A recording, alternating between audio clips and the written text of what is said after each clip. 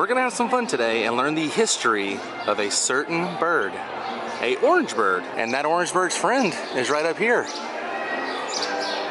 Actually, all of his friends are hanging up here in the Main Street train station. When I first walk in, I usually walk up here just to get somewhat of a bird's eye view, if you will, of this amazing park.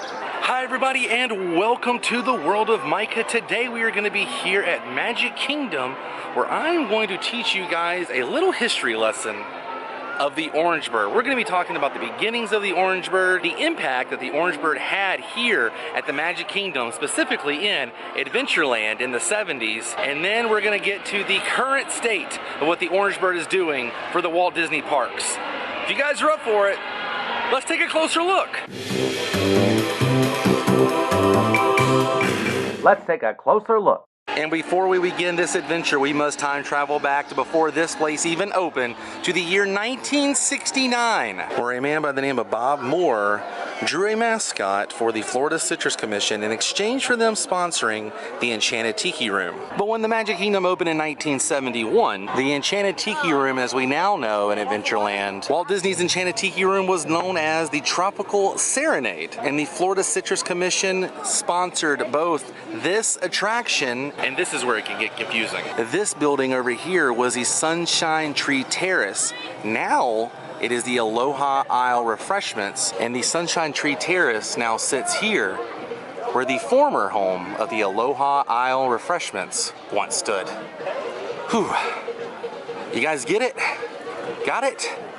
Good. So the Florida Citrus Commission would sponsor both the Tropical Serenade and the Sunshine Tree Terrace, and they had a mascot known as the Orange Bird. And I know what you're thinking. You're probably thinking, how would people know what the heck a orange bird is? Well, prior to his debut here in the Magic Kingdom, Anita Bryant, a celebrity at the time, narrated a record that Disney put out telling the story of the Florida orange bird. But they also took out different print and radio ads to promote the Florida orange bird as well. So if you didn't pick up the record, when you came to Walt Disney World, you had at least seen the orange bird on a TV commercial or listened to the orange bird song on a radio commercial. And if you and your family came to Walt Disney World in the 70s, you could have seen the orange bird roaming around these parts. Actually, I'll go show you exactly where a photo was taken of the orange bird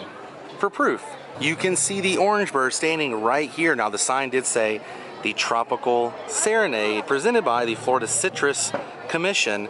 But look to the right, the little bridge leading into the attraction is still there, and the Florida orange bird would be standing right about where that orange stroller is. And check this out. Look in the photo.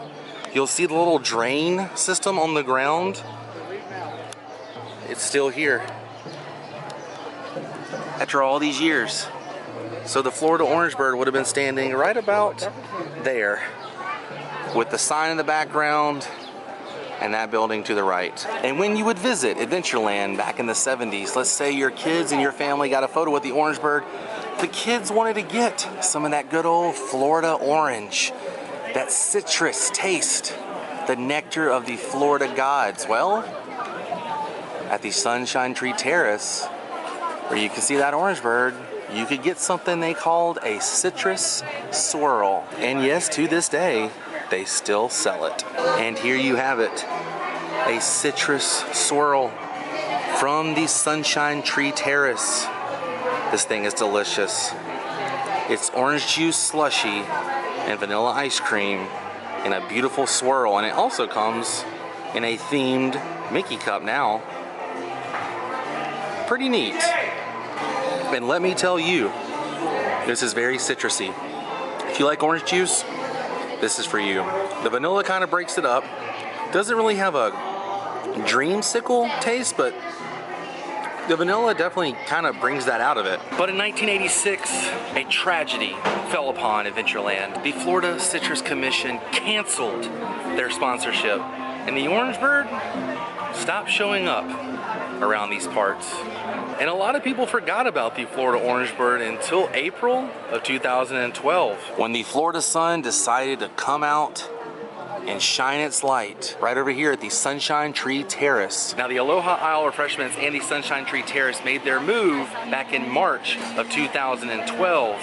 And then in April of 2012, the Florida Orangebird technically came back. And there he is, the original Orangebird that sat in the Disney archives all the way up until April of 2012. And now he's here at the Sunshine Tree Terrace where he belongs. So technically the Orangebird is back in Adventureland. Next time you visit the Sunshine Tree Terrace, be sure to pay attention and see if you can spot the Florida Orangebird like I showed you. And say hello to him and welcome him back to where he belongs. Now if only we could get the Florida Orangebird to actually physically come back to Adventureland. That would be the day. And I know a lot of you are probably thinking about what happened to Miss Anita Bryant. I'm not going to go into details on that, but I will just say her career really didn't last or turn out like she wanted it to. If you want to know more about Miss Anita Bryant post the Florida Orangebird, just Google it. Well, now that we've learned about the beginnings and the past of the Orangebird, there's a legacy that's still living on to this day. Not only is there a figure of him here at the Sunshine Tree Terrace in Adventureland, there's all kinds of new merchandise coming out about the Orangebird, including these little notepad sets. These are self-stick removable notepads you can get in the parks now. I wonder if they thought back in 1969 when they were designing the Orangebird that it would end up becoming a notepad. Now Main Street USA here at the Magic Kingdom is not the only place you can buy Orangebird merchandise. They also sell Orangebird merchandise here at Disney Springs, especially all throughout the Marketplace Co-op. Here at the D-Tech On Demand, the Orangebird is on a magic band. And inside 28 and Main, the men's clothing area, if you come over and look straight up here, there's a relic of the past, the old ceramic Orangebird that you could purchase here at Walt Disney World at one time, actually a few months ago. And I own that. They did sell that here, and I did purchase that here in this store. Here inside the dress shop at Cherry Tree Lane, check out the necklace, and there's the Orangebird, and they also have a bracelet with the Orangebird on it. And if necklaces and bracelets aren't your thing, the Orangebird is on a pair of earrings. And over in the Wonderground Gallery, look at this, a unique take on the Citrus Swirl that we had today and the Orangebird. Well, you guys, I think we did it. I think we successfully learned some history of the Florida Orangebird, which means it's time to say goodbye. But if you enjoyed this episode, give it a big thumbs up. If you haven't yet, go ahead and click that subscribe button because it's free and it'll keep you updated with my latest video. Also, if you would like to support my channel, please visit my Patreon page at patreon.com/worldofmicah, where donating $1 a month can help fund episodes just like this. I'll see you on the next episode of World of Micah, everybody. Until then, stay weird. Goodbye.